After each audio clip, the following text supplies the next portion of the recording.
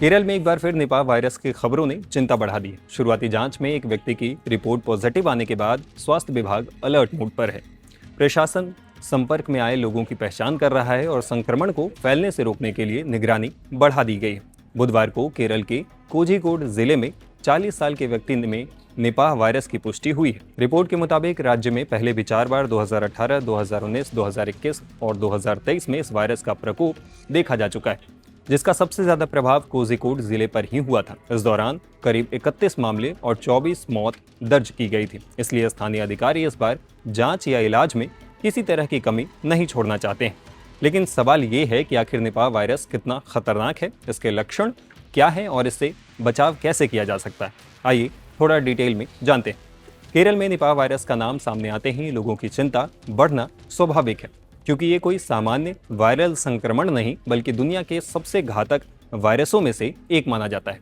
Media reports के मुताबिक केरल में एक व्यक्ति की शुरुआती जांच में निपाह वायरस की पुष्टि होने के बाद स्वास्थ्य विभाग ने तुरंत सतर्कता बढ़ा दी है। हालांकि अंतिम पुष्टि के लिए सैंपल को विशेष लैब में भेजा जाता है, लेकिन एहतियात के तौर पर मरीज के संपर्क में आए लोगों की ट्रैकिंग शुरू कर दी गई है। निपाह वायरस सबसे पहले साल 1998 में मलेशिया में सामने आया था। ये वायरस मुख्य रूप से फ्रूट बैट यानी फल खाने वाले चमगादड़ों में पाया जाता है। इन्हें इस वायरस का प्राकृतिक वाहक मतलब वायरस के कैरियर माने जाते हैं। संक्रमित जानवरों या उनके संपर्क में आने वाले फलों के जरिए ये इंसानों तक पहुंच सकता है। इतना ही नहीं, अगर कोई व्यक्ति निपाह वायरस से संक्रमित हो जाए तो उसके बेहद करीब रहने वाले लोगों में भी संक्रमण फैलने का खतरा रहता है। यही वजह है कि स्वास्थ्य एजेंसियां ऐसे मामलों में तुरंत आइसोलेशन और कॉन्टैक्ट ट्रेसिंग शुरू कर देती है। अगर इसके लक्षणों की बात करें तो शुरुआत में मरीज को तेज बुखार, सिरदर्द, मांसपेशियों में दर्द, कमजोरी और उल्टी जैसी समस्याएं हो सकती हैं।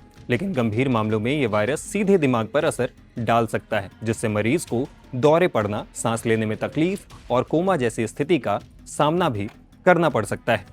एक्सपर्ट्स के मुताबिक निपाह वायरस की मृत्यु दर काफी ज्यादा हो सकती है। अलग अलग केसेस में ये 40% से लेकर 75% तक दर्ज की गई है। यही वजह है कि इसे बेहद खतरनाक संक्रमणों में गिना जाता है। फिलहाल निपाह वायरस के लिए कोई विशेष एंटीवायरल दवा या स्पेशल वैक्सीन मौजूद नहीं है।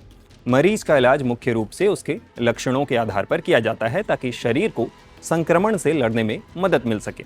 अब बात करते हैं इससे बचाव की। अगर किसी इलाके में निपाह वायरस का खतरा हो तो वहां खुले में गिरे हुए या चमगादड़ों की तरफ से खाए गए फलों का सेवन करने से बचना है। फलों को अच्छी तरह धोकर ही खाना चाहिए। बीमार व्यक्ति के संपर्क में आने से बचें और अगर किसी संक्रमित की देखभाल करनी पड़े तो मास्क और ग्लव्स का इस्तेमाल जरूर करें। बार बार साबुन से हाथ धोना और साफ सफाई का खास ध्यान रखना भी बेहद जरूरी है।